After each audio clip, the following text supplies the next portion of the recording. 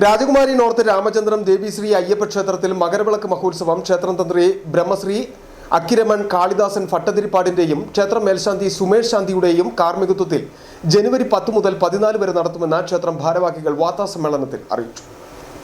രാജകുമാരി നോർത്ത് രാമചന്ദ്രം ദേവി ശ്രീ അയ്യപ്പ ക്ഷേത്രത്തിൽ മകരവിളക്ക് മഹോത്സവം ക്ഷേത്രം തന്ത്രി ബ്രഹ്മശ്രീ അക്കിരമൺ കാളിദാസൻ ഭട്ടതിരിപ്പാടിന്റെയും ക്ഷേത്രം മേൽശാന്തി സുമേഷ് ശാന്തിയുടെയും കാർമ്മികത്വത്തിൽ ജനുവരി 10 മുതൽ 14 വരെ നടക്കുമെന്ന് ക്ഷേത്രം committee president CN Suresh, secretary VR Sunilkumar, ഭരണസമിതി അംഗങ്ങൾ എന്നിവർ അറിയിച്ചു. ഈ 5 ദിവസ കാലയളവിൽ നിരവധി ആയ കലാപരിപാടികളോടുകൂടിയും അതുപോലെ ക്ഷേത്രത്തിലെ പൂജാതി കർമ്മങ്ങളോടുകൂടി വളരെ ഭംഗിയായി നടത്തപ്പെടുകയാണ്.